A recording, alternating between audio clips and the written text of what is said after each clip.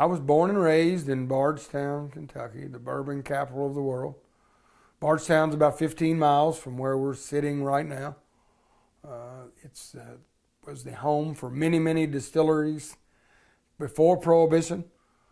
Several came back after Prohibition. Now there's just a couple that are still up and running there, but that was the main industry in Bardstown back in the old days. The main street, North 3rd Street, was known as Distiller's Row because of the master distillers that lived along the main street of Bardstown. Now, I guess I'm the only master distiller that's still living on 3rd Street in Bardstown. But, growing up in Bardstown when I was a kid, there was many, many families involved in the bourbon industry, and we were all friends. I mean, Charlie Despain, who was at the time was the plant manager at Heaven Hill, he lived about a half a block from our house, and every year at the Bourbon Open Golf Tournament, Charlie hosted a huge cocktail party in his backyard.